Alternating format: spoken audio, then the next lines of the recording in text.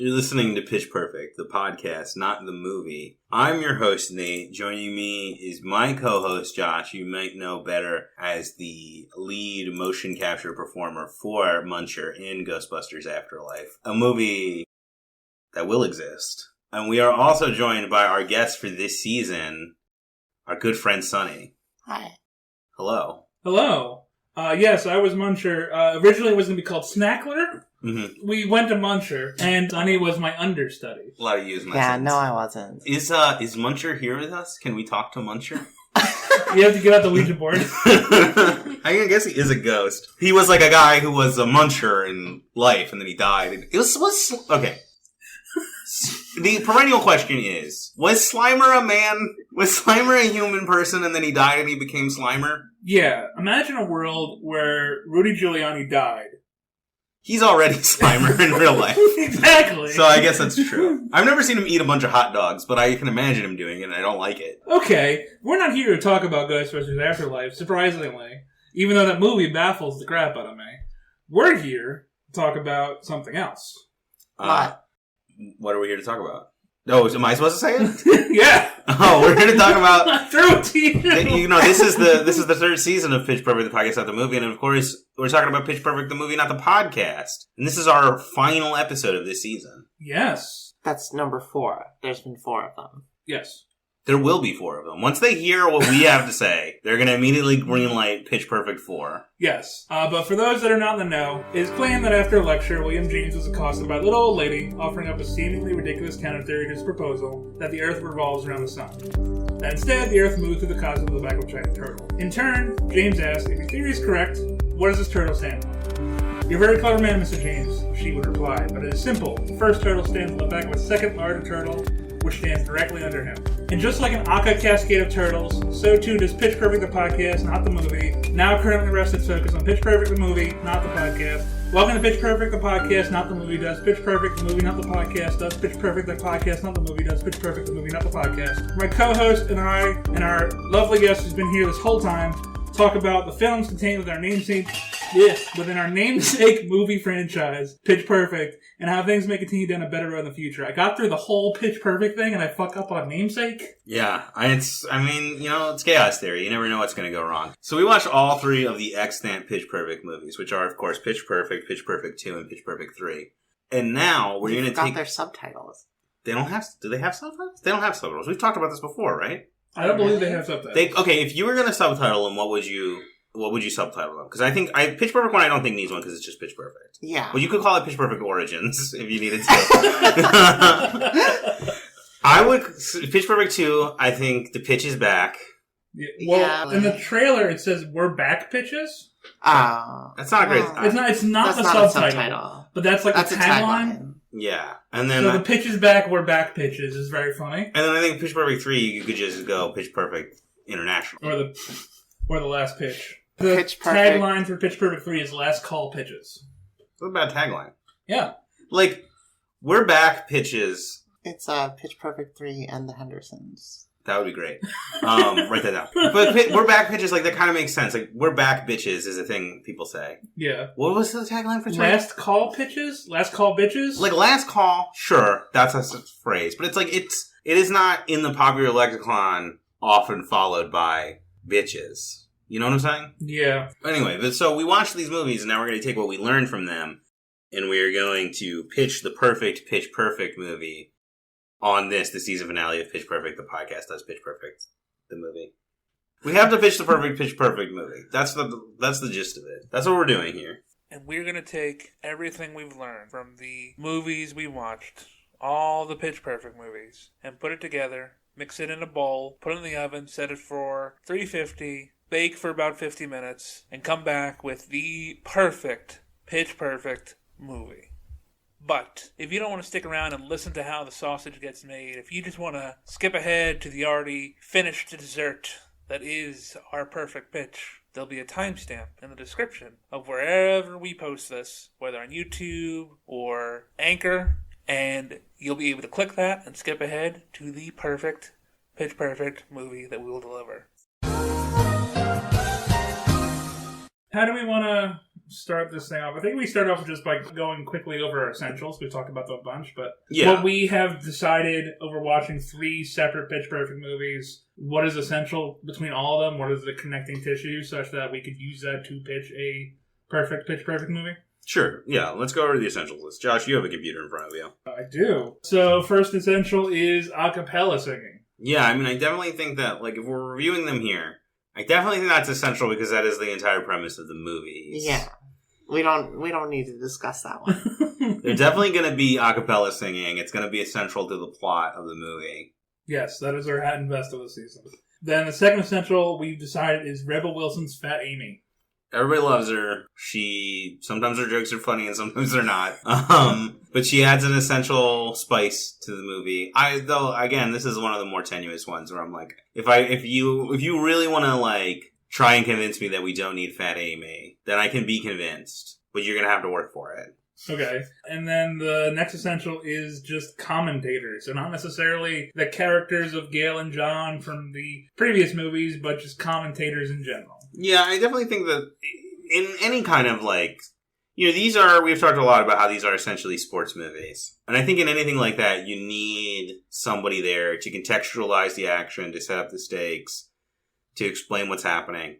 I, don't really know much about a cappella singing competitions. I also don't know much about sports movies, so it's always like, if I watch a sports movie and they're not properly, like, explaining what's happening, I'm going to be lost. Stuff's going to happen and people are going to react to it and I'm going to be like, what is that? But you have somebody who's like, oh, from downtown. I'm like, well, it came from downtown, so it must be important.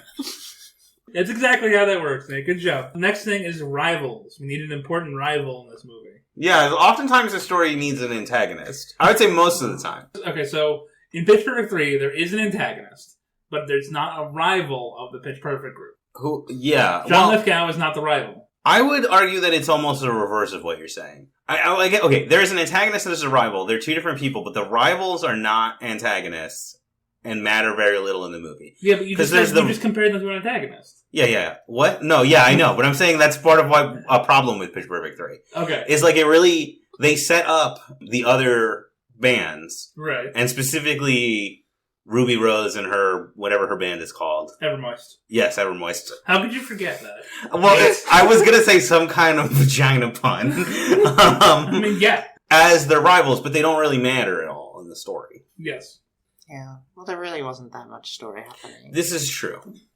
What's the next one, Josh? The next one is competitions leading up to the big finale, again going with a sports movie motif. That's the best structure they've come up with for these movies. I mean, if you're willing to get, like, totally conceptual and tell me how we can make a movie that's still about a cappella singing, but it contains no competitive element, but still has compelling dramatic conflict, I'm willing to hear it, but I'm not entirely sure what that is. Yeah, I don't think it would be a Pitch Perfect movie. I guess you could make one that is just about a performance. That's like a behind-the-scenes drama. That's some kind of big a cappella performance. Yeah. But you'd have to work really hard to stretch that into a whole movie's worth of action. All right, and then finally, career versus group subplot. Yeah, I mean, like, movies, most stories need a B-plot of some kind. And this has been what they have decided is the standard B-plot for these movies, which is that, Anna Kendrick's character, who is arguably the protagonist of all 3 of these movies, has some kind of subplot where she's trying to advance her career as a music producer and or pop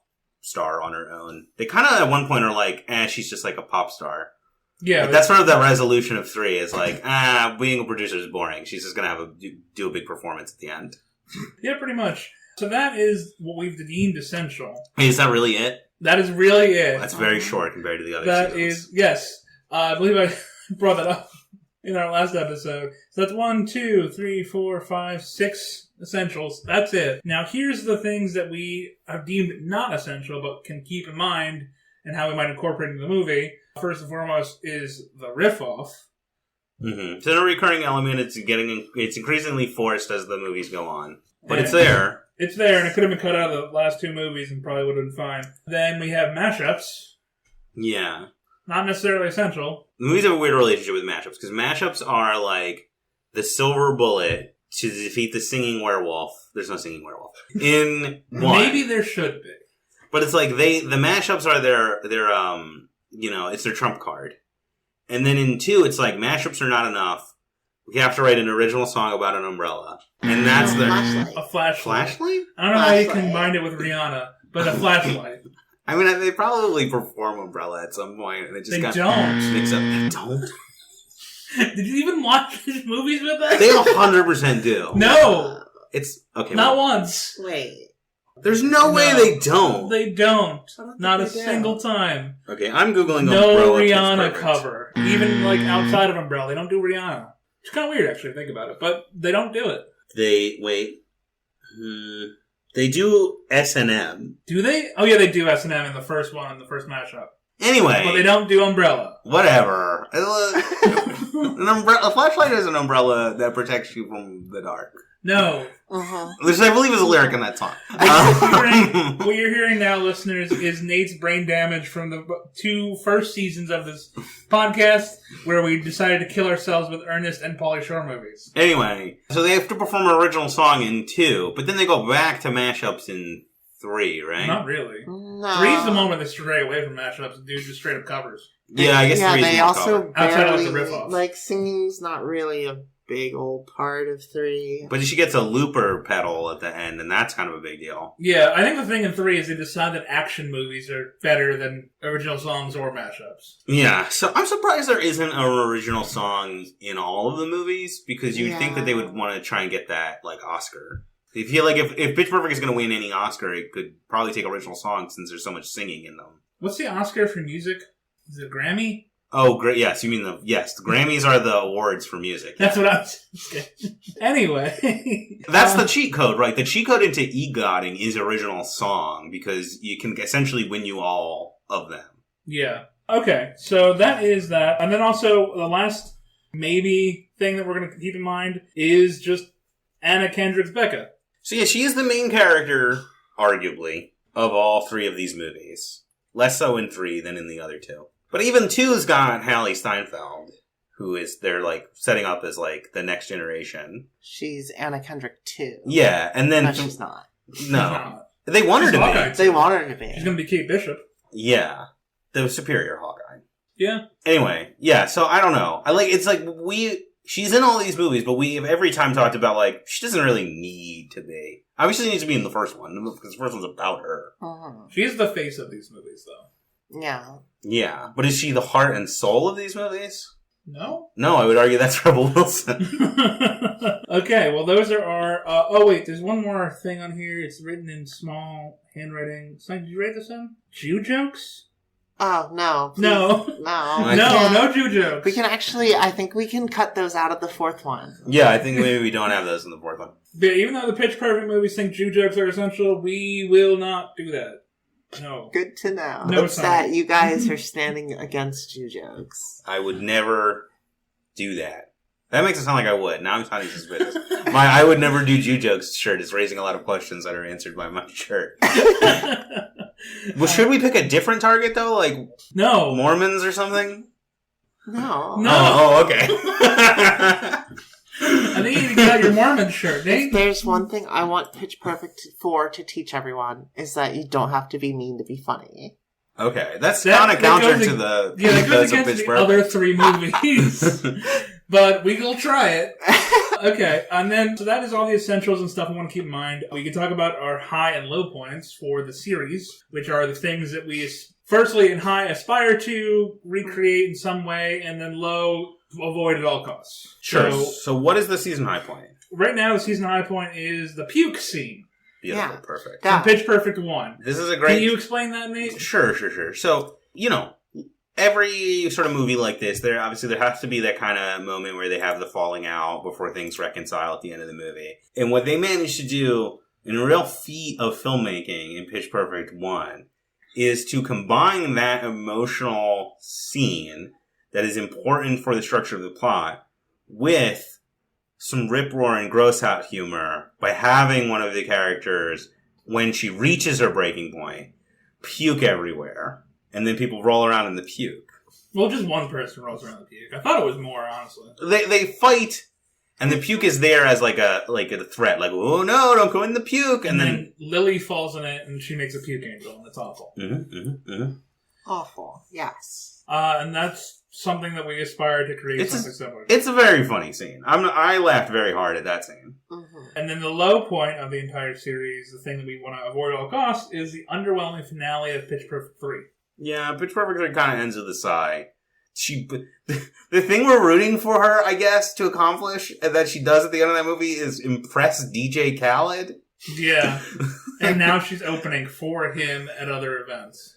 Yeah, I guess. So that's her ultimate victory at the end of the... Like, as far as we know, that the end of the Pitch Perfect series is that Becca rides off into the sunset with DJ Khaled. Yeah, it's a depressing ending. So that is that. Any more on the high and low stuff? A previous low point we talked about was very similar in vein to the Jew jokes thing, where we just are avoiding any minority bits from any characters named Flo. Yeah, that's a bit in the second movie that is lessened in the third movie, but is sort of unfortunate in the second movie. All right, so that is that. We have our stuff set out in front of us. Now we got to come up with something.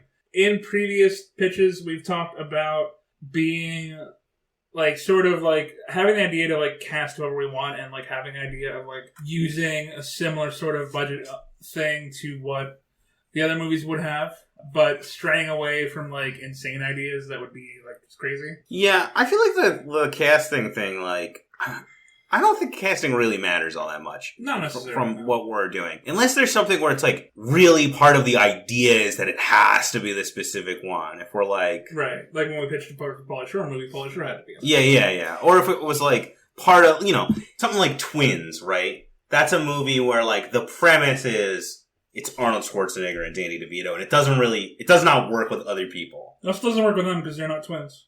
That's the joke, Josh. That's the joke of Twins.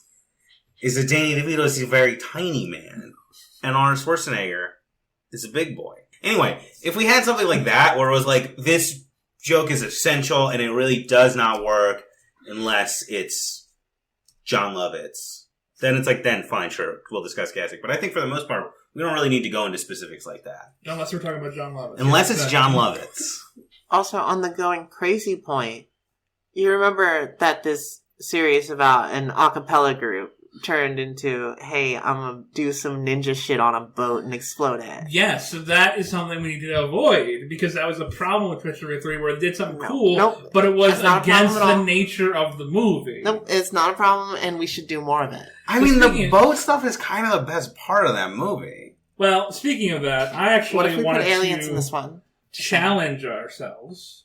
In our two previous perfect pitches for the perfect Ernest movie and the perfect Pauly Shore movie, we fell back on a sort of grand sci-fi concept. Yeah, our Ernest movie is about time travel, and our Pauly Shore movie is about robots. And cloning. Well, robot clones. Yeah. So I want us no to... aliens? No aliens. I think we should stay grounded in this movie and challenge ourselves. I think this is this franchise that we would have to. I sort of agree with you. I do think we should avoid going back to the same well that we went to twice in a row. I don't think that we need to make a hard and fast ban on science fiction premises, but I think we should try to avoid it. But if we're being pulled in a direction where it's like, really the best idea is they shrink down tiny and perform a cappella inside of Bill Murray, and it's also a sequel to Osmosis Jones, then like... we should do that, but we think we should be challenging ourselves not to do that, but I don't think we need to force ourselves onto that. Does that make sense? Sure, yeah. I mean, I'm just raising that point as a challenge. Now, with that in mind, here are the ideas that we've had over this season that I will list off to you, so that maybe we can use one of them as a jumping off point. Sure. Ready? Yeah. Yeah, I'm ready. First one. Pitch Jam / Space Pitch. Okay. That's immediately going against the grain of that's sci-fi. also what I was just thinking about, the Galactic Acapella Federation. Yeah, I mean, that is the way that every franchise goes, though, right? After, space is the end point. Space is the place. And the sky's the limit. But, after a while, Fast and the Furious just went to space 9 movies in. You just send them to space eventually. Right. The second one is Too Pitch, Too Perfect. some kind of vibe with the Fast and the Furious based off of the action sequences in Pitch Perfect 3. I think that mostly was just because of the title, though. Yeah. But yeah, I guess we could try and do more action-oriented one. That would... Seems like you wouldn't want to do that. We have Ted, but with a plastic cup. Wait, what? I assume this is a thing that I said. Yeah, I got really hung up on the cup thing. I don't really remember the context for this one. Well, yeah, Ted's the movie where the teddy bear talks to Mark Wahlberg. So, like, I don't know, a cup comes to life. Okay, sure, man. Don't you sure, man, me? This is your idea. I just wrote it down. Yeah, but you had the audacity to remember it. I have a note from Sonny that says, first movie again, but way gayer. Oh, okay. Sounds pretty good to me. Yeah, honestly. Pitch Perfect Requiem? Okay, well, what was that? I don't know. Well, that was an End of Days one. I guess, yeah. Pitch Perfect Apocalypse. The next one is Pitch Perfect Resurrections. Okay, is the next one Pitch Perfect Revelations? No. The last one is Pitch Perfect. They're cats now. Ooh, that's good. That's a good one. I mean, the thing is, Cats is... We discussed this, right? I think at the end of the last episode I said that Cats is a Pitch Perfect movie. Yes. Yeah. And I vehemently disagreed with you. You're right, so we're pitching Pitch Perfect 5. Yeah. So, yeah. We just the podcast where we review Cats. Okay, so here's the thing. None of the ideas are good. No. First movie with gayer is the best one? Yeah. And that's doing the first movie again. Okay, like the easiest one to do is the one we've already said we shouldn't do, which is the space one, because you just... Yeah. The big twist is that, I mean, Anna Kendrick saves the day because she can sing through space. She's the only person whose voice can be projected through the vacuum of space. In space, no one can hear you sing. Or everyone can hear you sing. That would be our tagline. But like that... That's awful. What? In space, everyone can hear you sing? It's very bad. Yeah, it doesn't even say pitch in it. Okay. You have to add in the pitch... to the Wait, okay. In the pitch black void of space, everyone can hear you sing. What if we mash up Pitch Perfect and Pitch Black, the movie that introduced us all to Riddick? I haven't seen that movie, so what does that mean? Wait, you haven't seen Pitch Black? No. The first Riddick movie? No. Did you see the Chronicles of Riddick? I haven't seen any Riddick Did movies. you see Riddick? Did you play Escape from Butcher Bay? No. So you have no... Zero Riddick. That's insane. I'm in the same boat. Wait, well... Okay. You are alone. Pitch Black is the one that I would actually recommend, if you're going to watch any of them. I like the Riddick movies, but they're pretty bonkers. But Pitch Black is he's I think he's like a convict that's being transported on a ship that crashes on a planet where there are monsters that come out at night. It's kind of an Aliens. No, it sounds dope. It's cool. It's a cool movie. And he becomes the protagonist because he has special eyes that he can see at infrared or something. And he's a bad guy, but he has to protect them. He can't get contacts because of his special eyes. Yeah. But then he has to look with his special eyes. But yeah, Pitch Black's pretty... So what if... What if we match that up? What if... No. Okay. But here I'm going in a different direction, and I'm already doing the thing that we said not to do. You know what's a franchise... Pitch Perfect, right? It's all pitch, singing, sound, voices, right? Yes. Where are you going with this? You know, there's another franchise that's been quite successful recently that is also deals with those things, but in that it's a negative. That's a bad thing in this. Sing? I don't think it's a negative in sing. A Quiet Place. Yeah, I knew it. Is there something there? Okay, so we have this a cappella competition happening. What also aliens that hate sound? So they have to do the competition, but every time they sing, it draws the monsters closer, and that's kind of the conflict. That sounds unwatchable. Yeah. Okay. Yeah. No, we're gonna go with A Quiet Pitch is a dumb idea. Okay. Okay. Now, okay, let's go back a bit. So I know you have this really fighting intention to put us back in sci-fi. Well, because you said not to do it, and now it makes me want to do it really bad. Right. They have to go to space. All right, but hold on. Just 1 second. So, Pitch Perfect movies, we've decided that the best format for them, that one that works the most, is sports movies, right? So maybe instead of looking at sci-fi, let's take a detour down the sports lane and talk about sports ideas that we can maybe use. Yeah, so this is a thing I was actually going to say.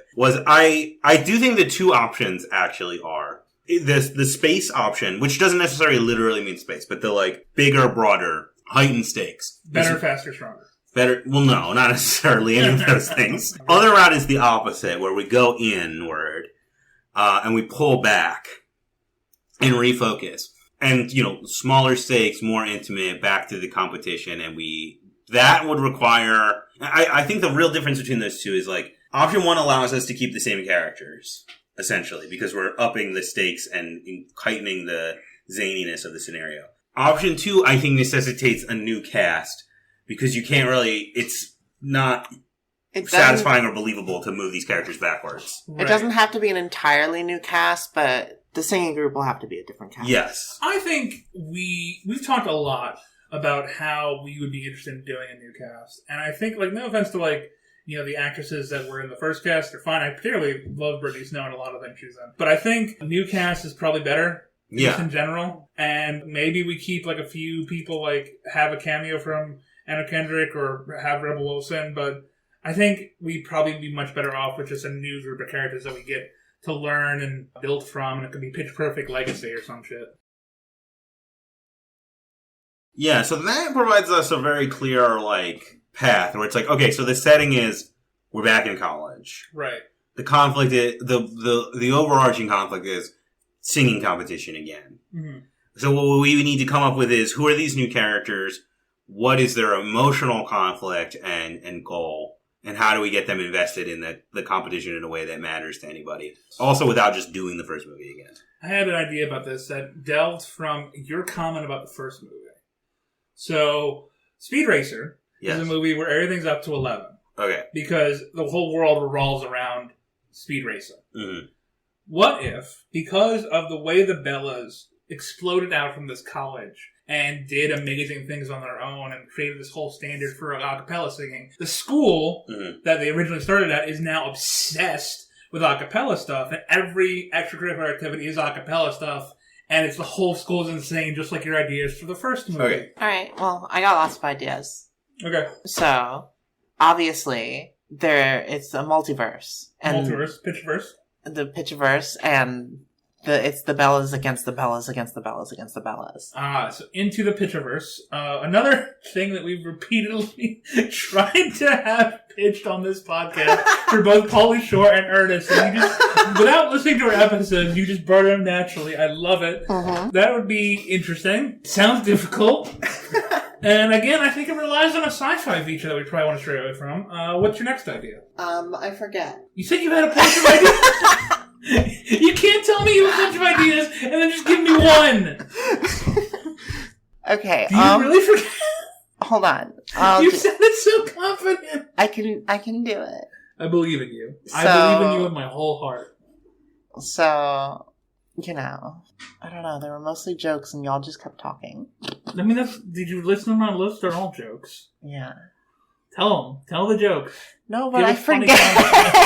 What if we compromise? And we do the smaller, more refocused, intimate movie, but part of its backstory is that the space movie happened. And that Becca... What? And Becca really did cut through space with her voice. She cut through space and saved Earth from the alien invasion using the power of acapella and died tragically. And she's become the figurehead of a new religion that's taken over the Earth. And now everyone is obsessed with acapella singing because that's the thing that saved us from the aliens. Okay, that's mine. This is so good. But 5 steps too far. That's you're doing too much. No, okay, what if... It's perfect. Yeah. Complicated. And so they're all in the shadow of Becca. In mine, they would already be in that shadow. It's just that she's a successful music producer instead of a successful space martyr. What if she became the president? And now there's this thing where it's acapella singing is a thing that you get pushed into by your type A parent because they're look, the most successful person who's ever lived is Becca from the Barden Bellas. The world's great, the president for life, and the most powerful person on the earth. And this person is I love singing, but I don't love Machiavellian power struggles. And they have to get, their arc is they have to get past this idea that acapella is a step to becoming the president and is in fact just an art in and of itself. Or, because schools are so proud of their alumni, the Barden, I guess is the college, Barden College, is just hey, we want acapella to be the thing we export now and force everybody into. Because our one student is a famous person now. Just like any other college where a famous person graduated. Okay, so it's like, when when Pitch Perfect 3 was happening, the school was failing. It was like a total dump, and they were going to go under. And then the success of Becca pulls them back over top. But now they're like, we're going to be destroyed if we don't, every couple of years, produce an a cappella sensation. Because that's what's expected of them now. Yeah. Yeah. Okay, so now it's like the first movie, but it's much higher pressure. Exactly. It's like a school-wide competition that's like smaller stakes, but it's still like a bunch of people in the school that are like, right, it's like a big tournament of school a cappella groups, and they have like 20 of them. Okay. So my concern with this, though, it does seem like we're kind of setting up an arc for this movie where the characters triumph as they decide to stop a cappella singing. Yes. This is the last movie in the franchise. But it might not be. My also pitch for that would have been they take up instruments and become a band. What if it's the opposite? What if a cappella is... opposite? What if it's the opposite? Can't. What if a cappella is, like, frowned... I want to say outlawed, but you're not going to let me do that. What if that's frowned upon? What if it's like they're an underground a cappella group? What if they're not even part of the school? And because I feel like it seems kind of shitty to feel like this is the last movie and our message is a cappella is not that great. I feel like we should end on a celebration of a cappella. Okay, but how do you... A celebration. How do you justify that, though? Because in the realm of the universe, like, Anna Kendrick and the group are, like, amazing and everything they do is great. Before them, America never won internationals. Before them, the school wasn't known for anything. Like, they broke records of everything, especially for women a cappella groups in that universe. Disco Demolition Night. There's a backlash against a cappella because of how famous Becca and the Bellas become after Pitch Perfect 3. Now everyone hates a cappella because they've been oversaturated with it. Okay. And then the school bans. There's like a riot. There's like like I said, like a Disco Demolition Night. There's like a riot at a cappella show because everyone hates a cappella so much. School bans a cappella. So this is a Footloose situation. Yeah, it's Footloose. You're pitching Pitch Perfect Footloose. Yes. Okay, I can because so that way down with that, I guess. The triumph is the return of a cappella, and is not a refutation of the values of a cappella singing. Okay, how do you feel about that, Sonny? Seems fine, I guess. Okay, but hear me out. If it's this one where it's like a cappella is the star has fallen, everyone hates it. There's no a cappella at Barden College anymore. The Bellas are seen as pariahs and outcasts. We could have a thing where they like find like sad recluse Anna Kendrick and like bring her back, and she could be like their caustic mentor because like she hates a cappella now. Because, like, her association with it has ruined her career. And then that. And then she throws away the lightsaber. But switch up. Yeah, I know. Damn, Sonny. What about we do that, but we switch out Anna Kendrick for Rebel Wilson? Okay, Rebel. They have to get Rebel Wilson. I don't know if that fits, though. I think Rebel Wilson should be, like, the last, like, she's still doing her, like, one-woman show. Everyone hates her. The last vestige of acapella. Or maybe she's, like, fucking, like, she's like Dr. Breen from Half-Life 2. Like, she's the betrayer of acapella. Okay. We're getting too far. Well, I like the idea of having her be, like, one of the commentators. Rebel Wilson? Yeah. Yeah, I like that too. I had a completely unrelated idea to the one y'all have been talking about. Alright, tell us about it. Hear it. I didn't work it out entirely because I was also listening to y'all talk. But it's on you for so Anna Kendrick, big old music producer, right? She's probably successful now. Mm-hmm. What if she's representing Rebel Wilson and they're auditioning a new cast of girls to join Rebel Wilson's group? And okay. Ooh, so what if they're auditioning a new group of girls to make a movie? Yes! To make a movie! I literally just thought that. So it's about them making a Pitch Perfect inside of the Pitch Perfect universe. And Rebel Wilson's the director, and Anna Kendrick is the music supervisor. Yeah. Wonderful. Okay. I like that. What's the conflict? No one wants this movie. No one wants the movie. I think the conflict is between Anna Kendrick and Rebel Wilson. Oh, so they're back to being the main characters. And then the cast is our secondary characters. Okay. I kind of like that. Because, like, they're best friends or whatever, but this is, like, a big old project, and it's gonna, like, make them fight, I guess. Yeah. Okay. And maybe they don't agree with what girl should get this part, and they have a specific girl that they're backing up, and those are of the new main characters that are replaced, like, I guess. These two girls specifically. Okay. What if that's half of our plot? Okay, so what is the other half? The other half of that plot is like an actual new group of girls becoming successful at Barden. And when Ray Wilson's Fat Amy and Anna Kendrick's Becca have their fight, and they get to Barden and see the other plot happening of these other group of girls doing well and learning what it actually means to be successful, and how they're just having a good time, then it makes the movie successful. Turns into an a cappella off between the two groups. Maybe. Or at least that could be our riff-off.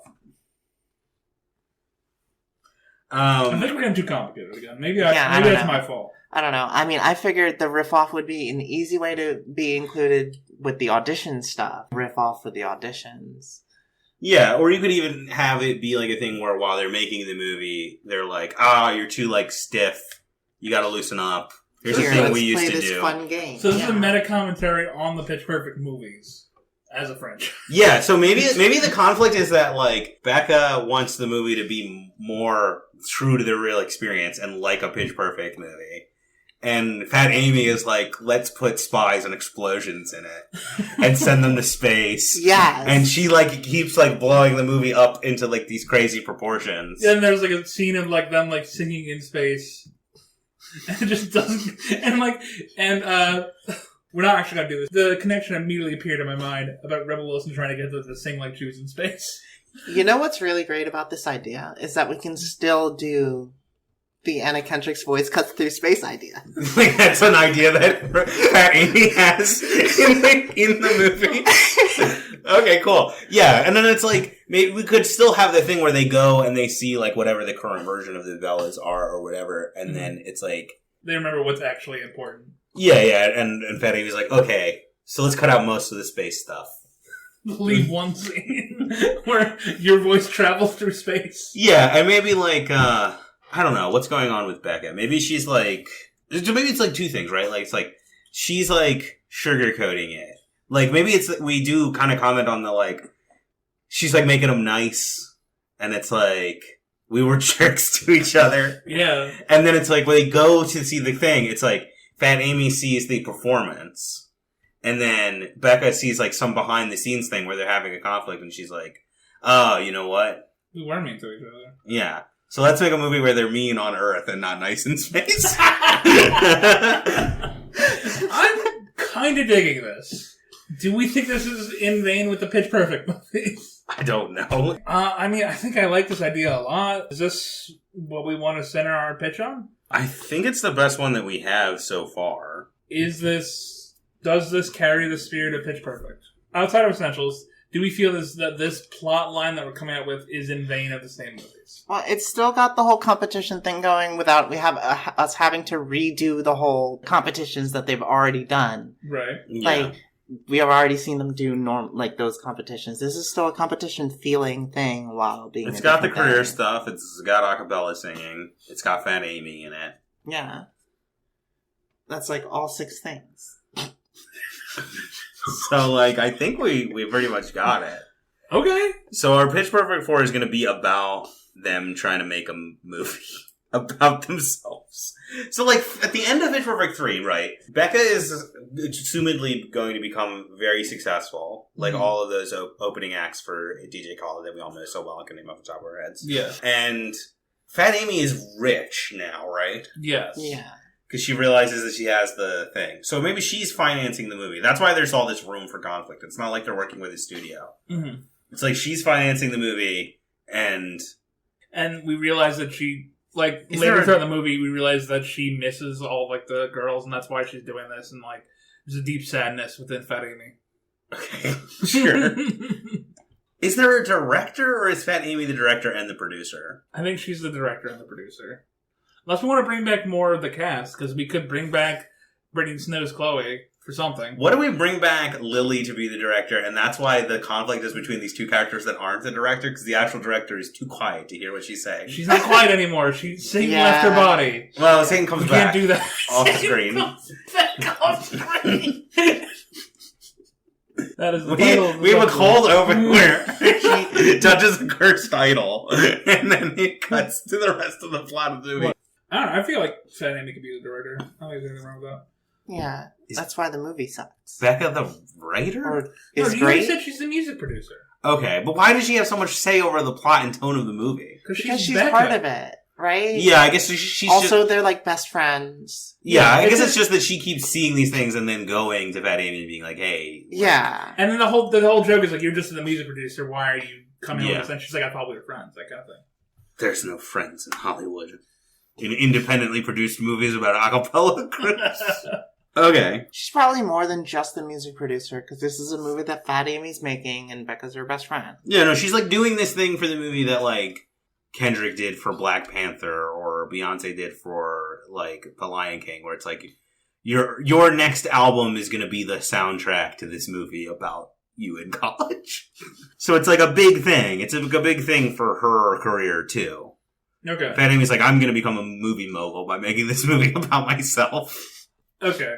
Yeah. Let's pull back. Let's start doing like the basics of what we're looking at here. So the setting is outside Hollywood. Well, it's the set for. Is the movie just called Pitch Perfect? We haven't decided. I think we should do title last. Okay. No, I mean, is the movie they're making going to be called Pitch Perfect? Yes. Probably not. Probably no, not. Probably not. Probably have like it'd probably be a pun on the Bella's name or something. I feel like Fat Amy will come up with like a ridiculous amount of long names. Yeah, it would. That like every time she says it, it changes. It would definitely have the word Bella in it, and it would have probably have Fat Amy's name somewhere on there. Fat Amy and the story of the Barton Bellas. Okay, so Fat Amy wants to make a movie. Do you want to hit the ejector button on this idea? No. I think it's a good idea. Though this is the second one in a row where it's about. We were like, what if it's about the person making the movies that they made? Because that's kind of what our previous one. Y'all did this already? Our Pauly Shore pitch is a meta commentary on Pauly Shore's career, where he interacts with a robot they built to replace him in the kinds of movies he used to make. Yeah, so we don't have to do this. We can back out of this. But what do we back out into? We keep talking about it. Keep brainstorming. No, I think let's explore this one more. The idea I liked the most out of this idea was the one where we just have a new cast and it's the Speed Racer version of Barton School. I mean, it's like the first one, but everything is ramped up and... Yeah, or the underground pitch one that you had, where the all acapella is outlawed at a specific college. I hate Footloose. Okay, no Footloose. So how do you feel about the one where it's just super into acapella? The thing is, like, what do we do to differentiate it from the first movie? So I was thinking about this, right? The thing with the first movie is that Becca wants to be a music producer, and she's sort of embarrassed by the idea of the acapella thing, but because she's, like, anti-social earlier on, she doesn't want to go to college. She just wants to go to Hollywood. Yeah. But her dad forces her to go to college and, like, get involved in shit to have a good time. Yeah, so she doesn't want to sing because she has a different goal initially, and then she, over the course of the movie, becomes invested in the... Yes, because of that one time that she was naked with the other girl. She's naked in the shower scene. So, like, if we're going to have a new protagonist, what is their conflict with singing? Why don't they want to sing? Or is it about that they really want to sing and they're not allowed to? Like, those are, like, our two options, right? Like, either they don't want to sing and they have to, or they do want to sing. They already did. So they don't want to sing. So they do want to sing, but I don't know, the group hates them or something. Or maybe they have the opposite kind of dad or parent. Maybe they're like, they want to sing, but they're like, you have to focus on your studies and become a doctor or whatever. All right, here's my idea. Okay. They want to get into music. Sure. But they want to play an instrument of some sort. They don't actually want to... Like, they want to be in a band. They don't want to sing. I think too close to Becca. Hold on. They want to sing. They want to be in a band. But when they get to the school, they only care about a cappella. They don't care about instruments or bands or whatever, because a cappella was the thing that made them successful. Mm-hmm. So by the end of the movie, she gets people to get back into being into bands. I don't. I think that's I'm so stupid. opposed to the idea of making the movie be like anti-acapella. Okay, The movies acapella's fine, but it shouldn't be... Alright, fine. Okay. It shouldn't be what? So we can't dial acapella up to 11. We're not doing that. How is that dial acapella up to 11? That's I'm- hey, let's not do acapella and do this thing I'm instead. not opposed to dialing up to 11. I don't think But we need to what's make the, acapella like- be the antagonist of the movie. Okay, then what would be the conflict of that movie? Maybe she's like a punk rock acapella person. And she wants to do it outside of the system. Punk rockapella? But she's punk rockapella and it's just like the like triumph is like she doesn't go to the competition at the end. And she performs acapella on the street for homeless people. Okay. And that includes, there could be an underground acapella there that's more punk than there is pop. No, we're getting, I don't know. But now this is just like reversed back into Footloose. Where it's like... You're still fighting against the system, but the system is acapella? What Or if is this she's... both just on pop? What if our protagonist is literally afraid to sing? For some reason. She was in a hostage situation when she was younger and sung to comfort herself and exposed her location to the criminal. That is so dark! I'm sorry. Jesus. That's bad. That's a bad idea. No, we're not doing Pitch Perfect Split. Okay. So, I think there's merit in the punk idea. Because the majority of acapella songs, covers, and mashups throughout these movies is pop song. Mm-hmm. So there is not enough genre mixing. So that, there is some room there to work. What if we combine, I know this is going to sound like it doesn't make any sense.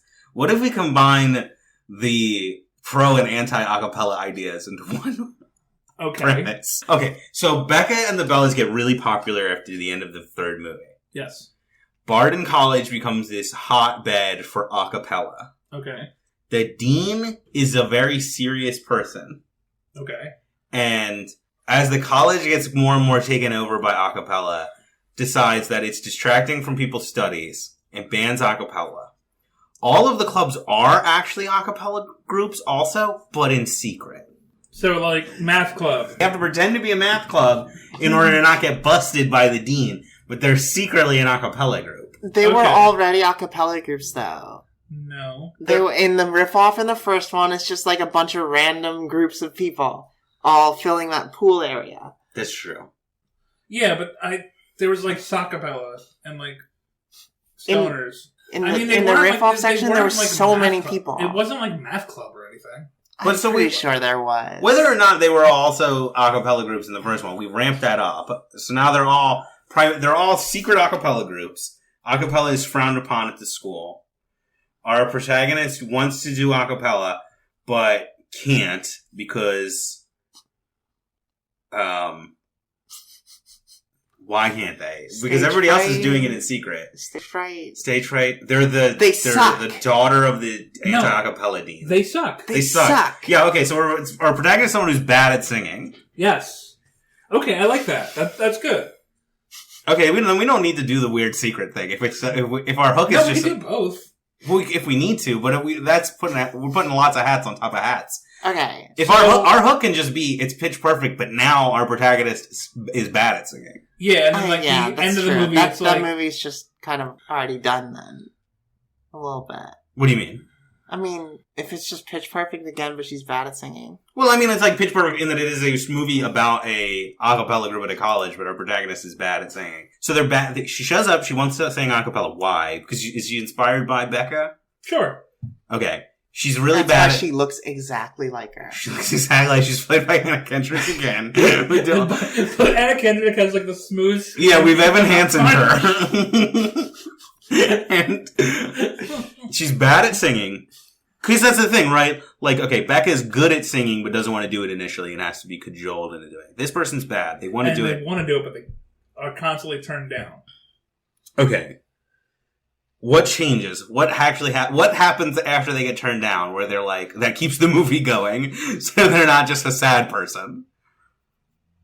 Alien. No, I think we have to tie it back. They to- hire someone to... No. I think we have to tie it back to the underground acapella stuff. Okay, well... Because she's bad at singing, so she gets rejected by like the group, like premiere acapella thing. So she joins a bad one. She joins a bad one, and then the bad one eventually gets successful somehow. So this is Monsters U? I haven't seen that one. Yeah, Monsters U. We're doing Monsters U. Okay, so the end result of this is college doesn't matter, and they go get jobs at a factory. Yeah, and then it turns out that jobs don't matter, and then they become comedians? Yes. Okay, so it's like, so the group she gets rejected from has to be the Bellas, right? Mm-hmm. Yeah. Does she get accepted into the broken down, disgraced troublemakers? As like the girl of the group? Well, maybe they're just unisex now. Like, enough time has passed that it's like... So we're actually, instead of doing an all-girl group, we're doing our main group is going to be guys and girls. Yeah, I think, sure. The Okay. troublemakers are, they're, at some point they just relax their standards. Sure. And now they're like so disgraced that they just accept this person who's bad at singing. Does she become good at singing, or does she figure out a way to use her bad singing to be good? Is the end result auto-tuning? I think No. she needs a special skill that's not singing, but can make people think that she's good at singing. Lip syncing? She hires someone who's good at singing to like sing off stage, and she lip syncs to this person, and then This is really stupid. this is really stupid. Man, it has been over an hour. We are struggling. Yeah, this one's hard. This is harder than the other ones.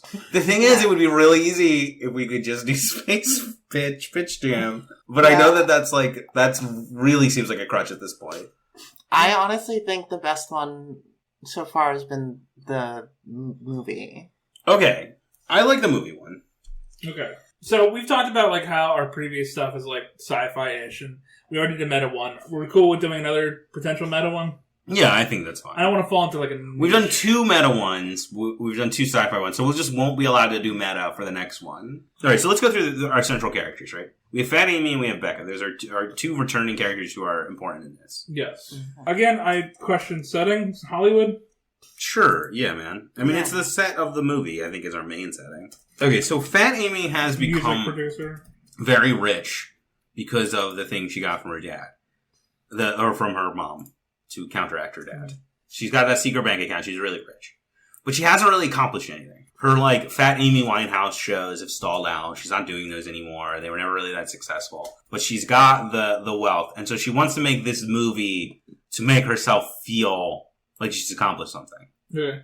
And that's why her standards are so high, that it can't just be, like, her actual life story. It has to be this, like, larger-than-life thing. Because her actual life story led her to the place she is now, which she's dissatisfied with. And Becca, what does she want? We talked about her having like graduation goggles where she like remembers it like being nice and better, and she wants to be more true to the story, and then she like goes and sees that it wasn't all as great as she thought it was. So Yeah, she wants to help her friend make a movie about the good times they have and their friends and, you know, the Bella stuff. Yeah. But also, I think she should want to EGOT. She wants to EGOT? Yeah, because she's like super successful. She's like, oh, I'll do this Is that music our for this career movie. subplot? Yeah, that's her career subplot with her. Okay. But then it's like, I don't know. Okay, so I wrote it down. what is, you know, it's like, what's her? Wait, so are they acting in this movie too? No, I don't think so. Yeah, I don't think so either. No, she's gonna win an Oscar for the music, Okay. and she's already won a Grammy for her, so whatever, her What's music. the Grammy. E? The E is Emmy. She's won an Emmy? No, maybe she hasn't won it. Well, I mean, she could have. Maybe she did like a TV special. What about T? What's T? Tony. Did she win a Tony? Sure. What's They did a jukebox musical based on her songs. Okay. So she's going for her Oscar of her EGOT. Yeah, so she's accomplished like almost everything. Yeah. And Fat Amy is still just like, you know, I had a one-woman show that got shut down by the health inspector.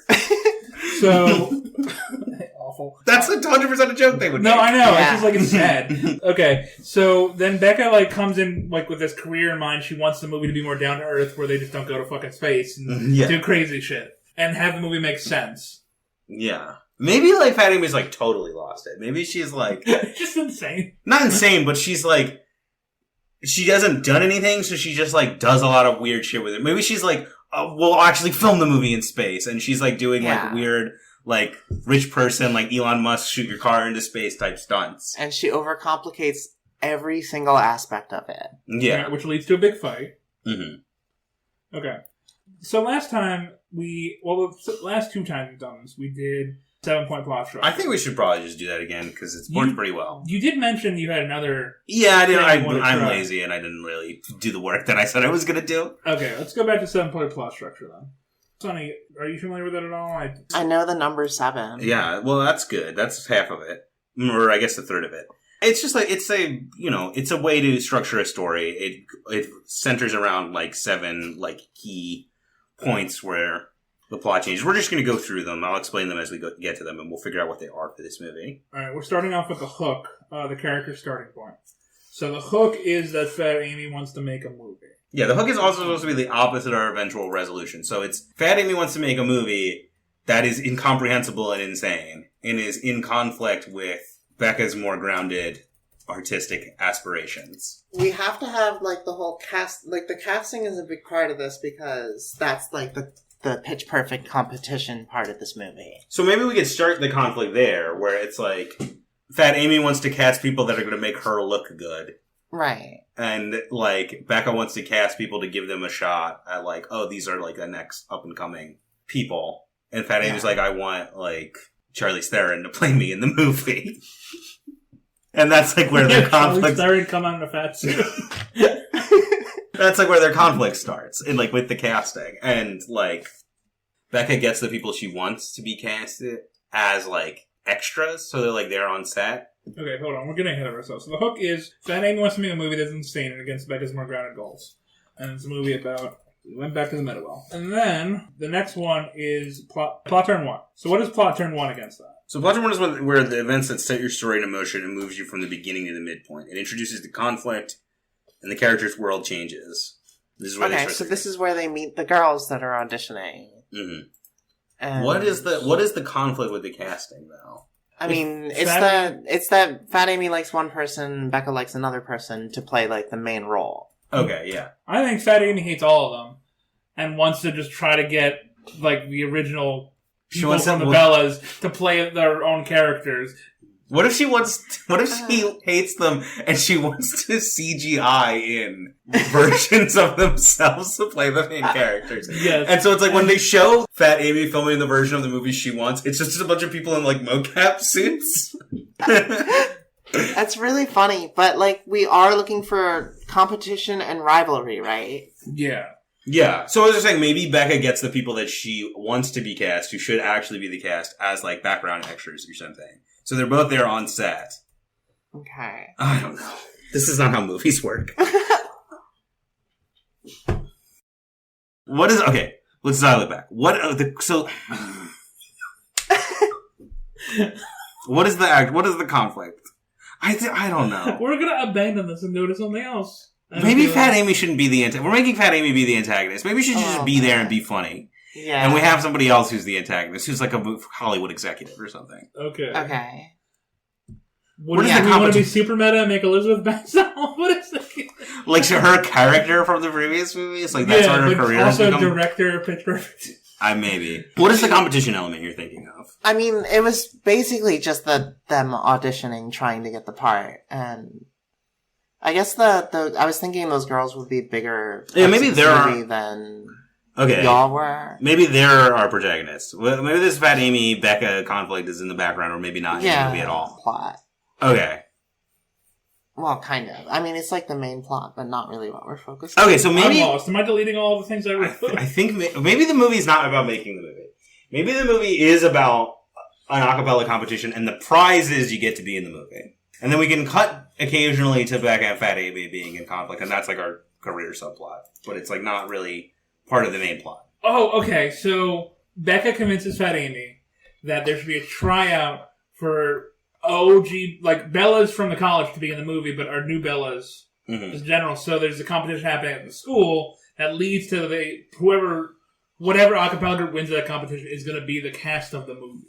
Sure. Maybe our protagonist wants to be in the movie but doesn't give a shit about singing, and then learns to like singing over the course of the movie. Yeah, I guess it's very similar to the first one. Yeah, that's Becca again. Yeah. I mean, that's fine though, right? Is that fine? Fine. I feel like it's weird that we're doing Becca again while Becca's in the movie. Well, I mean, they did that in 2, kind of. Yeah, that's true. You're right. Okay. Where are we at? What are we saying? What's going I on? deleted everything. You deleted everything. Oh, golly. I don't know what we're doing. Okay, what if... I think it should just be about a competition. Okay. What if Pitch Perfect 4 is a baseball movie? What if it's a baseball movie? Yes. Okay. Baseball Yes. movie. You had said this earlier, and I railroaded over you. Let's go back to what you're saying. Let's look at some sports movies Okay. and figure out how we can adapt the conflict and structure from a sports movie into a new Pitch Perfect movie. All right. And nobody in this group is a big fan of sports movies. I like But sports. we've all seen Sports sports movies are movies. fine. Yeah, I Okay, fine. I'm a liar. Everybody in this group, except for me, is big into sports movies. They're huge. I love, What's the best sports movie? I forget, the Titans. Remember the time. Good joke. Okay. What's the best sports movie? Well, no, let's go around the table and say what our favorite sports movie is. Okay. And maybe we could build off of that. So, My favorite sports movie is Love and Basketball. I don't know if I have one. basketball. Basketball? Okay. Or dodgeball. I like comedy sports movies. Okay. I was a big fan of Dodgeball growing up. Dodgeball's great because I like Dodgeball. it has the best commentators. Yeah. Okay.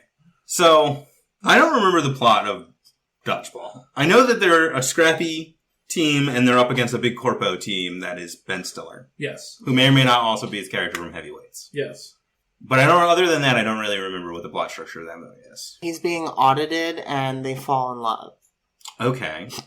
What? I love how you accepted it and then thought about it. So Love and Basketball is about two people who are pursuing professional careers in basketball who meet when they're younger and have a long-term off and on again romance structured around their careers as basketball players. Right. Could we do that? Maybe. We lose the ensemble. But it's like the problem that these movies have that we are also facing is it's like acapella is like a thing you do in college, famously. Even before Pitch Perfect existed, the college acapella group was like a joke about a thing someone does in college. Uh-huh. That is not a thing that's really impactful in the rest of the world. We do have now like people who are on like YouTube who do acapella stuff. There's those people that did the soundtrack for Crash Twin Sanity. Mm-hmm. Spiral Mouth, I believe is the name of that group. In Dodgeball, it's about two competing gyms. Okay. And then... Did you look it up? Yes. I could just tell you. Okay, tell us, because I totally forgot, and it's been a while since I've seen this movie, I remember enjoying it, that's it. Yeah, so there's competing gyms. Ben Stiller wants to buy the other gym and turn it into a parking lot. And Vince Vaughn is like, no, so he makes this shitty team and embarrasses the shit out of Ben Stiller. And Ben Stiller leaves and gets fat. Oh yeah, that is the end of that movie. Okay. So what if we do the competition thing? We go back to college, we go back to competition. But it's more about the competition. We have a character who's on one team, a character who's on the other team, and they're connected and in direct conflict. Maybe it's Romeo and Juliet, more so than the first movie, where that's like a non-issue, really. They like make it an issue and then also make it not an issue. So like, it's we don't have to do the like, they want to sing, they don't want to sing. They want to sing, they want to win. They're in conflict because they have an emotional connection to the person who's on the other team who also wants to win and be the top. So we're going more rom-com? Yeah, more rom-com. What if there's like a that. high school couple? Yes. So, okay, so they're a high school couple. They go to college, to the same college. Right. Or to different colleges. No, same college. Same college. Same college. They and join... they can't join the same acapella groups because they're all divided by gender. Okay. And then the result of that is, the end of the movie, all the acapella groups, just whoever is allowed to join. Well, I think the end of the Gender movie is that the regardless. dude is like, you're a better singer, you deserve to win, and I'll support you. Like, that should be the end of the movie. No, yeah, but like, the resolution to the fact that all the acapella groups are divided along gender lines is that they're just like, they merge and it doesn't matter. Okay, so they're like, so they're this like high school couple. They get to the college, and the acapella scene is more cutthroat than they were expecting. Okay. Yeah. And they do something shitty to each other, Aww. Yeah. which separates them. And then they're like, I have to beat him in the competition to show him who's boss. Are they both the main characters, or is she the main character? I think they're both the main characters. Yeah. I guess, yeah. See, it's like Love and Basketball. Except they're not in direct competition with Love and Basketball. They're just both basketball players. Because there's not intergender basketball in college, really. Okay, so what happens, though? What do they do that puts them into conflict, besides just, like, they're in the competition against each other? Is it just that one of them beats the other one and is, like, shitty about it, or their team is shitty about it and they don't stand up? Well, one of them is a sore loser. The dude's a sore loser? Yeah, okay. I was saying, we don't even have to have him specifically be a sore loser, but it's like his team wins and they gloat viciously and he just doesn't do anything to step in. I'm Yeah. going to backtrack on the gender line stuff. We can also just make it like, it could be a gay couple. Oh, yeah, one of our ideas was first one but gay, or maybe we should just make them both be girls. Yeah, that's fine. And then there's a shitty thing that happens and they just go off into separate a cappella groups that go off against each other. And a cappella groups could be like co-ed and it's fine. Mm. And the gender stuff just doesn't matter. Okay, sure. That sounds better, actually. Okay, so what is the conflict besides it's just that they both want to win? There's some relationship drama. Like, one of them does something without telling the other one. Does what without telling the other one? No. Joins an a cappella group? No, here's what it is. There's, it's competition day, or maybe not the big competition, but, one of the things leading up to it. And one of them sabotages kind of misleads the other one so that they end up being late and their group loses that day. Maybe there's a year age difference between them. One of them gets to college first and he's already in the a cappella group. The other one tries out for it and the older one is like, this other person is better than you. We have to go with this other person. And specifically, rejects their girlfriend from being in the a cappella group. Okay. And then she has to join some other team. The Footloose one or whatever we were doing before. Like, it's not about you, it's about the fact that we just want to win. Yeah. Right. Like, I still love you, then but the one that got rejected comes back and wins. Yeah. Okay. Okay. We could build off of that. I like that. Okay. So the hook is a high school romance turns to an ugly competition between two different a cappella groups at Barton College. Yes. Yeah, and we can have... Look, Fat Amy can be an announcer, and then we can have Becca come back and be a judge for the last competition. Or, the winner of the competition gets to be, understudies to her as a music phenomenon. I guess. I mean, she's a music something or other. She's, DJ Khaled, too. Yeah. She's absorbed DJ Khaled and become a gestalt being called Khaled. To make things easier for us right now, let's name the couple. Sure.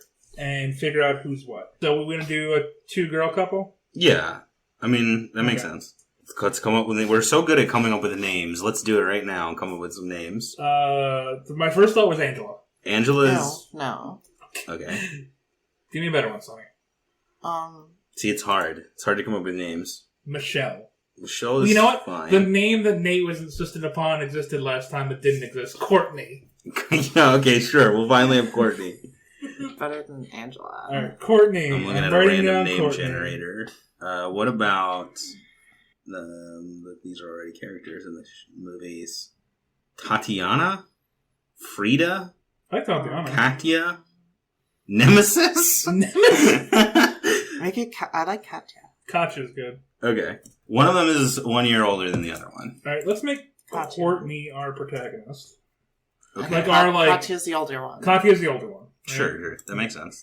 Older by a year? Yeah, so she's already been at the college for a while and established herself. And maybe that's part of what's kind of fucked about it is it's maybe the first time they've looked to her for you make the decision, you're newbie, you've been around for a year, this is your time to make an important decision for us. And her first important decision is, let's not have my girlfriend be on the team. Yeah. It's a high stress situation. She was the other Wait, one. so they're breaking up then? Yeah, they'll maybe get back together, but they're definitely breaking up. No, Courtney's too good for that. Okay. Okay.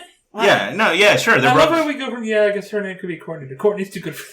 So Well, she is. This bitch just fucking dropped her. But yeah, no, so they do break up, but I don't think they should break up immediately, because I think that's a good character decision point for Courtney. It's they're in this messy space where it's are we still together? You just get this to be and then she makes the decision okay, we're broken up. I can't be around you. Got it. Alright, so, get back to 7-point plot structure. The hook, high school romance turns to ugly competition between two different new generation groups. Plot turn 1 is what we're talking about now. Is Courtney Courtney comes to the school meets up with Katya and tries to join the same a cappella group, but gets rejected by a split decision by Katya. Yeah. So maybe they, like, lost the previous year, so she's, like, really, like, on edge about, like, we need to win, and which is why she makes this really mercenary decision to choose some other person. Wait, okay, so is this still going to be a romantic, or is this like a revenge story? I think we have to introduce another love interest for Courtney, Yeah, right? we definitely have to. I mean, they can If still it's get going to be romantic, no, Okay. Okay, no. We can't just close down one avenue when we haven't even figured out the whole story yet. This bitch. Okay. Why are you so mad?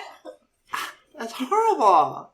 Okay, yeah, no, so we have to come up with another... What if her love interest is the person she lost? Or maybe it's somebody that doesn't have anything to do with acapella. We have a B-plot where there's, like, a science student and she's, like, building a robot. And that's her love interest. Then we can get that robot part that you wanted in there so bad in there. Or maybe she's in the Model UN or something.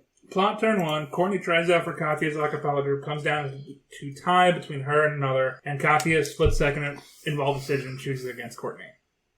Yes. Pinch point 1 is next.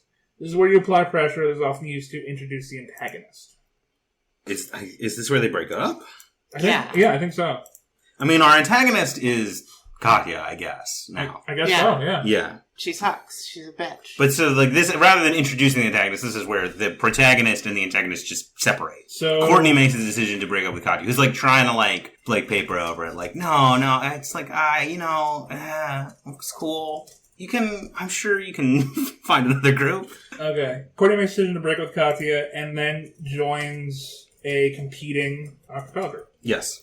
Right? She was actually... I don't think she searches out this competing a cappella group. I think Pretty Woman comes over and says, "Hey, what's up? You look sad." You're naked in the shower, like in the first one. Yeah, exactly. You look But sad. it's- You want to come...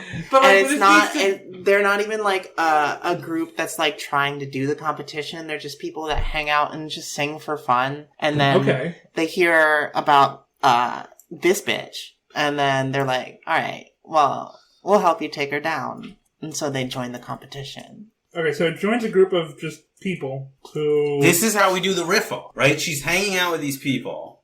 They do a riff-off together. They're like, damn, we're actually really good. Let's become an a cappella group. and take down that bitch Katya. Yes. Okay, fine.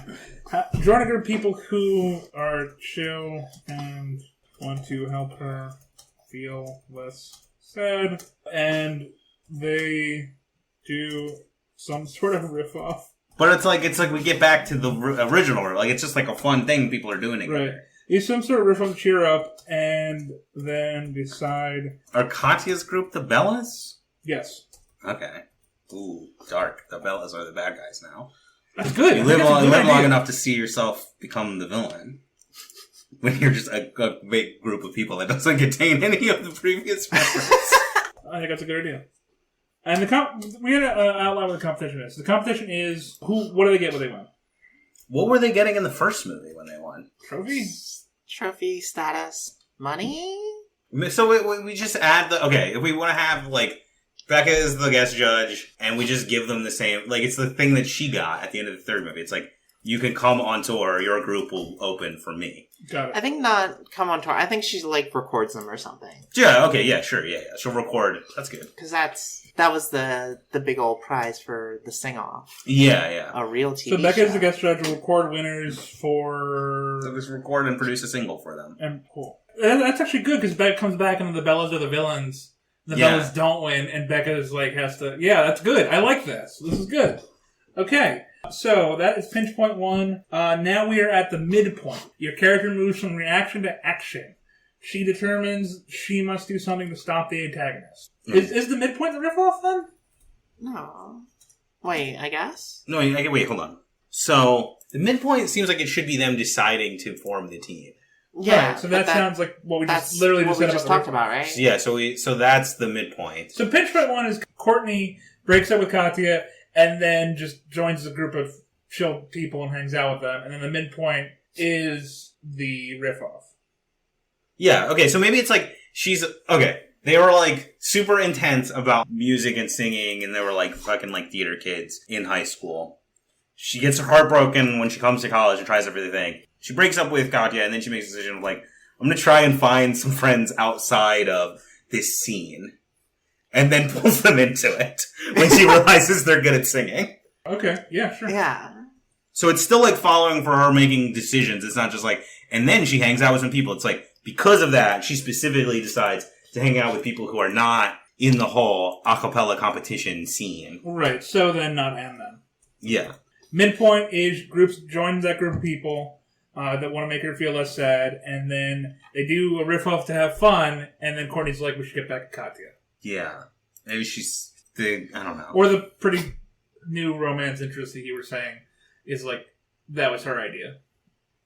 We can make it her love interest idea. We should name that character. Yeah. If we're going to do that. I don't know, Abby. Do you want me to pull up the random generator again? I mean, I'm fine with Abby. Yeah, Abby's fine. We'll do Abby. Next one, so that's midpoint. So this is pinch point 2. This is where you apply more pressure. Your story takes the ultimate dive. Your character is at her darkest moment. She has lost everything. I mean, they get their ass kicked by the Bellas in one of the competitions. Absolutely, it's a joke. It's like literally they thought they were good and they're Maybe not. they like lose to Sakapella. Like they come in like behind Sakapella and the Bellas take first place, and it's like they're not even in the same like winner's circle after the first competition. But then how do they stay in the game? If they lose... They make a big comeback in the next one. Like, it's like we're before the point, like, they're qualifying for, like, finals or anything. Uh-huh. This is just during the season, I guess. You can lose a game in a sports movie, right? Like, you could lose a game early on in the season and then right, start but how do we, winning like, outline... So, in the first movie... I'm not sure how losing would work here, though. In the first movie, they, like, say the first 3 place teams qualify. Yeah. Okay, so maybe they lose really badly and then the team above them, like, has to drop out for some reason. They all eat badge from cocktail. That is also the first movie. That's the first movie! When they find out that one of them is in high school and they... Yeah, but I was about to say they eat badge from cocktail. It's also a part of dodgeball, so yeah, sure, we can do that. Okay. I don't know. Well, maybe they just come in third, but they get beat really badly. Like, it's like, the distance between them is just huge, even though they are third. Like, they managed to scrape into the winner's circle, but it's like, nobody gives a shit. Like, it's like a huge celebration for them, for the other team, and they're just like, in the wings, like, oh, okay. Or maybe maybe the Bellas poach somebody from their team who's, like, essential. Oh, that's good. Okay. They're like beatboxer. Yeah, I think that I think they're not bad. I think they're not bad at all, and they do get someone poached. Yeah, okay, so they do good in their first competition, and then immediately afterwards one of them, who's essential, leaves and joins the antagonistic team. Right? Yes. Okay, so they, pinch point 2, I mean, it doesn't have to be the beatboxer. I just, because they seem really important. Yeah, probably not the beatboxer. Team Someone member got like a powerful voice or something. Like whoever was doing the solo, right? It wouldn't be Abby or Courtney, but whoever's doing the solo gets poached by the Bellas. Yeah. Okay, yeah. It's whoever's doing the solo, and then, because the next one, plot turn 2, is the protagonist discovers something that helps them resolve the major conflict, right? So then Courtney does the opposite of what Katya does, and promotes Abby to be the soloist ahead of her. Ooh. Because she realizes she can step up to replace whoever got poached. And she steps away from the spot, or like, doesn't, you know what I'm saying? Right. Okay, so is that our plot turn 2? Yeah. Okay. So And then they rework their act around Abby's newly discovered powerful voice. Okay, so we have Abby as a love interest, right? Yeah. Then we do some sort of shower scene where Courtney realizes Abby is, like, not doing as well as she could be doing in the show. Like, she has, like... Yeah, we could do that. Yes. Sure, yeah, of course. I'm into it. We have our shower scene, but it just happens later in the movie. Yeah, but it doesn't have necessarily be a shower scene, but it's like they start becoming romantic or something, and, like, Abby gets really happy and just sings better than she's ever sung. It's like, why haven't you sung that way during the show? Yeah, sure, man. Sounds good. No, I like it. It's good.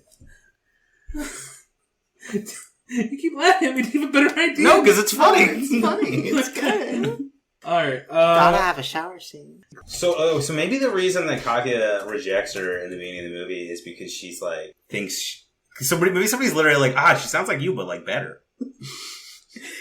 And it's like this insecurity thing. And it's not even about the competition. It's just like, I can't have her here because, like, I need to be... I need my solo. Yeah. That makes sense. But then, how come she isn't the spotlight in the other group then? The other one's better. I don't know. Yeah, maybe it's not like a mechanical like that where it's like she'll take my spotlight, but it's just that thing where it's like she has a new group of like friends and people around her, and she'd be embarrassed by. And she doesn't want like she's constructed this new identity for herself in this year, and it's like I don't know, I'm overcomplicating things. Whatever. It's fine. Moving on. I was just trying to figure out a way to mirror it with the thing we just came up with for this, but I think that might... I mean... it might be a little much. Yeah. My thought point was that Katya is a soloist. She doesn't want Courtney to steal the spotlight. Then when Courtney's group starts to do well and the Bellas poach the key soloist of that group, then Katya starts to come out of the spotlight regardless. Oh. And Katya, like, learns a lesson. Sure. Through that. And, like, maybe they don't get back together, but at the very least... But she's humbled. She's humbled. Sure. That was my thought. Okay, yeah, I mean, that's fine. Okay, but that's, like, neither here nor there for this. So, that's plot turn 2. What's our resolution? That's the last one. They win the competition. They beat the Bellas. They get to record the single with Becca. And Katya's pants fall down. Katya's pants fall down and everyone throws eggs at her. I mean, if we're humbling her, I don't think we should do that. No, I mean, I think that, like, she loses and she looks like a real dink and... Our hero succeeds. And, like, I don't know, Katya, like, tries to apologize and makes one last attempt to get back with her, and she's like, no way, and then makes out with Abby. I mean, they could just become friends at the end of it. They could become friends. Let's get spurned. Yes, she does. She's a jerk. She deserves it. So, I mean, that's our movie. We did it. It's much more... Oh, you know what? Normal than all the other ideas we've had. Alright, getting back to Katya being humble, just to wrap up that thing. I think Katya learns to be supportive, and she supports Courtney's new relationship with Abby. Done. Sure. Okay. Right? That's... Yeah. She wasn't being supportive, now she's being supportive. Okay. That's her character arc. Yeah. But so she doesn't get eggs thrown at her? I mean, we could still have eggs happen. It's pitch perfect, Josh. There's no eggs in any of the movies. But they would do it. Yeah. They would throw eggs at someone. They could throw eggs at the Bellas. You know what we forgot? They didn't slide down the single set of stairs. Okay.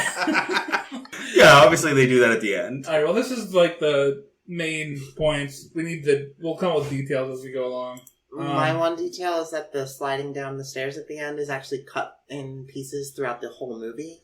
It's like, it opens with them starting to slide down the stairs. Then it's like, how did I get here? And it cuts back, and then every act break, they're like a couple stairs down when we cut back. And then the movie loops back around at the beginning with them sliding down the stairs at the end. Exactly. Perfect. Either that, or it's like they cut it up into single frames and just insert those frames into like subliminally? Yeah. Okay, that's pretty good. Are we just gonna call this Pitch Perfect 4? No. The Pitch Perfect. The Pitch Perfects. Pitch Perfect kills. Pitch Perfect the new batch. Pitch Perfect New Order. I mean, we could do that. The Next Generation. Perfect. Is there a music thing? The gay one. The gay one. The gay one. Pitch Perfect. Pitch Perfect. Pitch Perfect. It's actually gay this time.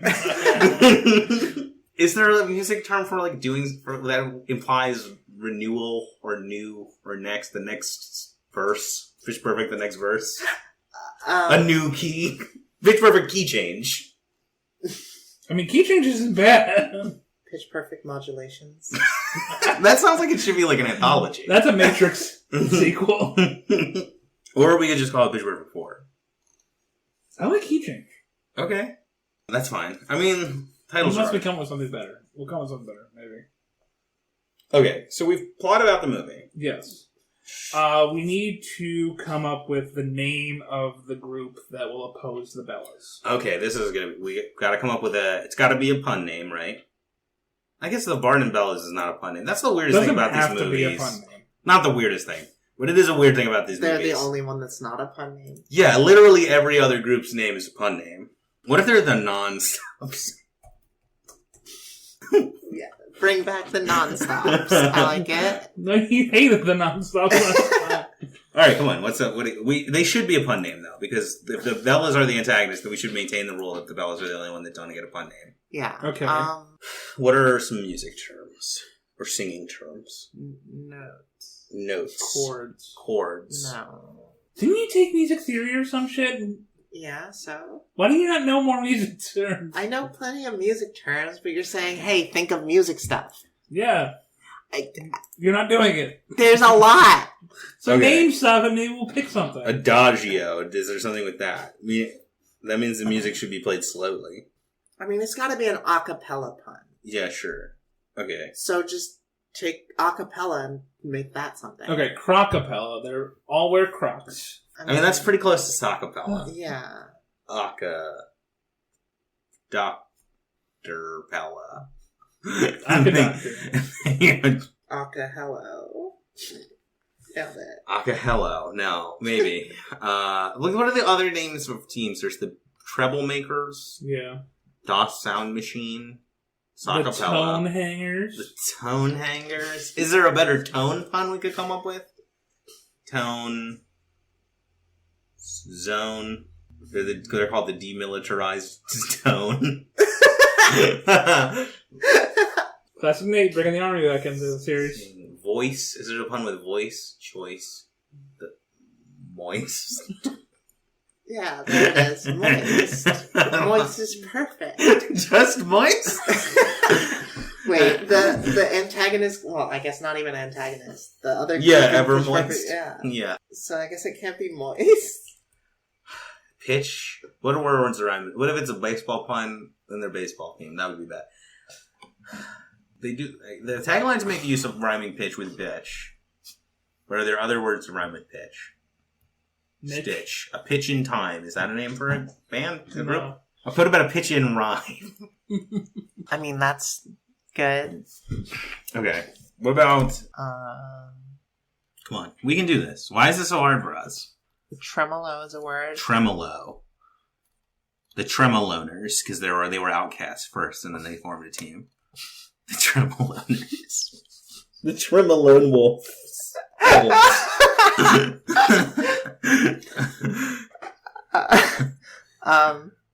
What about Themolo? That doesn't work. Come on, somebody else say something. There's quaver. Quaver's a word. Quaver, life quaver. Lifesavers. I love that. The cadence. Cadence. Okay. Cadence. Oh. Cadence. I don't know.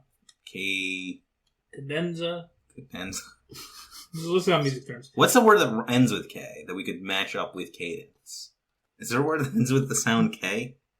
This is okay. Cadence. Shoot out at the cadence corral. This is hard. This is harder than I thought it was going to be. Pun names are difficult. What about tempo? There's got to be something. Tempo. There's flat. There's forte. The wheel fortes. Tempo. Just take like any word and add isimo to the end of it. Rhapsody. The thing. Okay. Yeah. Sharp. Just name music slur. stuff. Yeah, I am, because you weren't. Soprano. They're just the Sopranos. And they sing about Gabagool. Whatever they're the Tone E Sopranos, but it's TONE-Y. So much effort. Sing. Voice. Sing. King. Vibrato. Sing leer. Tempo. Tenor. Martin Luther Sing Jr. Oof. That's really good. Oof. What if they just call themselves Ariana Grande? What if the joke is that they can't come up with it? What if their name is... What if they can't come up with a pun name in the thing? And so their joke is like... Their name is like... The pun names. Okay, well, it's not... I like that they can't come up with a name since we can't come up with a name. Yeah, it's a kind of a cop-out, but the pun names is bad. Pun names is bad. I mean, they have to come up with a name at some point. What are That's already a thing. I know. That was the joke. What about the Phil... My fannies. Sure. I was trying to match it up with Phil Collins. Oh, I thought you were going to say of the future. Yeah, what if... This is a Disney Channel show? Yeah. Oh my god, this is terrible. This is unlistenable. So much. You cannot come up with a fucking name. Volume. Is there something with volume? Dolium. Guys in Dolium. This is awful. The Flat Dynamics. Sure. I mean, that sounds like a name. I don't really get it, but... I'm just combining 2 words on this list that I looked up. Oh, okay. It doesn't make any sense. Well, what about the Dynamics? Soprano Crescendo. What about the Dynamics? The Cleft Palate. And it's not really like a pun, it's just a music term. Cleft Chins. Cleft something. Dynamics is kind of okay. Yeah. It's not really a pun, No, but it's like, it's got more than one meaning to it, I guess. Okay, so bar is a music thing. I feel like we can make something with that. But that's... If you make a pun with bar, people are not going to think it's about music. Fair. Unless it's an a cappella group. I guess if it's an acapella. Well, what's your idea for a pun with bar? I'm just throwing words out there, man. The Roseanne bars. That's good. No, it's not good because you're not going to talk about Roseanne. You telling me Roseanne doesn't got bars? What if we go back to the tone thing and they're the Tone Rangers? That's good. Okay. There's not more. That's just it. No, that's okay. That's good. It's probably the best one we've had so far. I think we were just surprised that there's actually one. Okay, so they're the Tone Rangers. And that's fine. Yep. Yep. We did it. We did it. Tone Rangers. Damn. Is Okay. there anything else we have to name? Be here all day. No, they're at the Barden College. Yes. The other group is the Bellas. Yes. We'll have to come up with names for the other, ones in the competition, but not necessarily... I don't think we need to do that. Important right now. Well, I don't think we're going to have to do that on this podcast. We'll need at least, one more. I'm not coming up with another acapella team name. I'm sorry. We're just going to say there are other teams. Yeah, we're good. We got it. What else do we have to name? Is there anything left that we need to do? There's nothing else we need to name. No, I think we're good. We're going to have to take a break and coalesce this all into an actual thing we're going to pitch. Yeah, that should the actual pitch. But I think, do you want to do that? Let's do that now, I think. Oh, I guess we have to name the soloist they steal. Sure. Shit. You're right. Let's make it a dude. Okay. Wrench. No. No? Tony. Danza. No, Tony's good. Danza. Lawrence. Okay, no, hear me out. Tony Lawrence. His name's Tony, and they're the Tone Rangers. They steal their namesake. We could have a joke where they're like, and they took the guy we're named after. And then somebody's like, we're named after, the concept of tone. Yeah. Yeah, there we go. I like Tony. That's good. You thought we were named after Tony? Well, he was the best one. That is really good. Yeah, no, it's definitely Tony. It has to be Tony. Okay, sure. Okay, good. You know what? Let's get back to our essentials real quick, okay? Because there's things in our essentials we probably haven't covered. Okay. Is there? So, I don't think there is. Acapella singing. Got it. Rebel Wilson's Fat Amy. She's a judge. She's a commentator. Commentator. Who is she commentating with? She is commentating with a new character named... No, it's I don't know. Magic Boy from the previous movies. He's back. Ben Platt's back. He's easy. He's going to be real cheap to get after the fiasco that was Dear Evan Hansen. So you just slot him right in there. I have a better idea. What if we bring back John Michael Higgins, but he's in old man makeup? So he's aged more than he has in real life? Yeah. I like that. That's pretty funny. Or it could be Adam Devine again.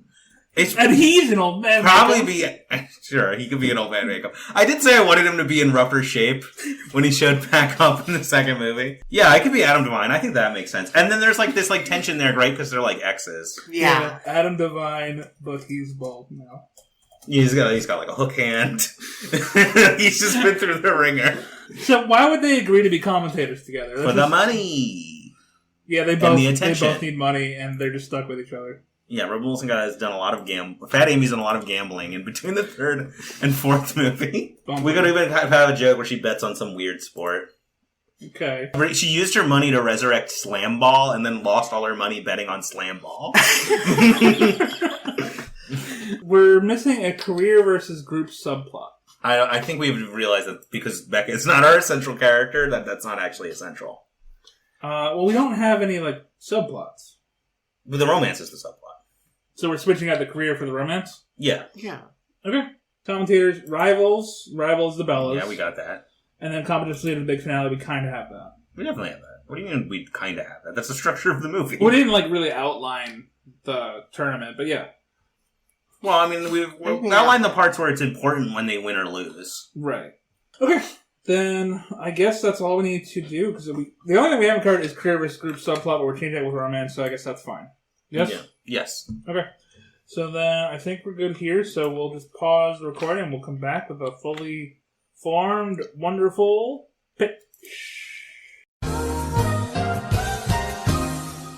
Well, listeners, you most likely skipped to here to avoid all the conjectures and ideas and probably a lot of funny jokes in the process of us creating the perfect, pitch perfect movie. We went through a lot of different ideas. Really, honestly went back and forth a lot. But our final product is based off the idea, first one, but gayer. So we have come up with a... We have come up with a outlined plot for what we think is the perfect, pitch perfect movie, which we are dubbing... Pitch Perfect. Key change. Oh my god. No, now you don't like it. No, I don't like it. Pitch Perfect 4. Pitch Perfect 4. The new batch. A new cadence. It's just Pitch Perfect 4. The movies don't have subtitles. It's just Pitch Perfect 4. You can make the 4 be like, it's like 4 timing. Yeah. Pitch Perfect 420. Yeah. So, take us away, Nate. We hope you enjoy this perfect pitch of Pitch Perfect 4. Okay. We're introduced to our protagonist and antagonist at the same time. They're a couple named Courtney and Katya who met and developed a romance at their high school a cappella group. Katya graduates a year before Courtney and goes to Barton College, where she joins the Barton Bellas. Courtney follows a year later and attempts to try out for the Bellas herself, but is rejected due to a surprise last-minute call from Katya under the pressure of her new group. Katya attempts to reconcile with Courtney, but it doesn't go well, and Courtney breaks up with her. Courtney attempts to pursue friends outside of singing and outside of Katya's sphere of influence. But her passion for singing is too great, and when her new friends do an impromptu riff-off to cheer her up, Courtney realizes the potential to have them be an a cappella group. As she vocalizes this, Abby, a member of the group that Courtney is seemingly attracted to, gives the idea they could become an a cappella group to get back at Katya and the Bellas. They name themselves the Tone Rangers and sign up for the ongoing competition against the Bellas, where the finalists will have a chance to sit down with a surprise judge and record a single. In the first competition, the Tone Rangers do better than expected, coming second place against the Bellas. However, the celebration is dampened by the revelation that their important soloist Tony, who is not the namesake of the group despite some confusion from other members, has been poached by the Bellas. While all this is happening, Courtney is pursuing a new romance with Abby, which leads her to find that Abby has a greater potential than she's showing and could easily slot in as the new soloist, which is a position Courtney had already had her eyes on. In contrast to Katya's past actions, Courtney steps aside and allows Abby to shine. With their act rework around Abby, the Tone Rangers win the finals of the competition and are lauded by surprise secret judge Becca Mitchell, who takes them on to produce a single. Katya attempts to make amends with Courtney, and before this moment can be appreciated, a wrathful Fat Amy runs out of the commentary box, appears and pelts Katya with eggs for her part in the Bellas' defeat, and her commentator partner, a spiritually and physically devastated Bumper Allen who only works alongside Fat Amy for the money, fails to stop her in time. With Katya's support of this newfound relationship, we end on Abby and Courtney kissing, as the remainder of the Bellas, including a very loud and sad Tony, get pelted with eggs. That's it? That's it. That is the perfect, pitch perfect movie. We will not hear arguments otherwise. We have done it. We have sat through all 3 pitch perfect movies with the help of our wonderful guest Sunny, who is still here. I've been here the whole time. The whole time. And we appreciate you listening. I hope you enjoyed that perfect pitch of the perfect pitch perfect movie. And, well, that was a treat, huh? Yeah, these were movies. I pretty much enjoyed all of them. The second one was rockier than the other 2. At no point did I understand why this was a franchise, but we did it. We sure did. So, thanks again for joining us. Next season, we are going to move in another direction. So we've covered a character, we've covered an actor, we've covered a franchise, and now we're going to cover a genre. Yes, a genre. Specifically, a creature feature genre. Yeah, we are going to cover crocodile/alligator movies. Movies in which the antagonist is some sort of large, deadly crocodilian. And that season is going to have a really good name that I came up with. It's Lock, Croc, and Two Smoking Gators. Yes, and we're hoping to use this season to find out if we can come up with the perfect crocodile/alligator movie to rival the perfect shark movie, which is, of course, Jaws. What? Yeah, you. I think you mean Deep Blue Sea, right? No, I mean Jaws. Okay, well, we'll deal with that in season 4, and we'll hope that'll blow you away. And just to give a little sneak preview of our next season, our first episode, we'll start by reviewing the classic crocodile movie that everyone knows, loves, and fears, and also Betty White's in it, Lake Placid from 1999. Once again, a huge shout out and thank you to Sunny for joining us. She has been wonderful and super helpful with her wonderful ideas about how we should watch Cats, and we're not going to do that. I thought you said it was a good idea. Our guest for next season is, of course, going to be Crocodile Dundee. He's going to be here on every episode. And with that being said, I'm just going to finish off by saying... Yabba dabba doo, right? And that's what you always say at the end of every episode? I do hear him say that a lot. I do definitely say that a lot, but for this season, instead, I will refer back to the thing I said originally. Now you may ask, what does the second turtle stand on? And to that, little old lady would answer, it's no use, Mr. James. It's turtles all the way down. Aka later. Aka dabba doo! You're gonna miss me when I'm gone. You're gonna miss me by my hair. You're gonna miss me everywhere. Oh, I know you're gonna miss me when I'm gone.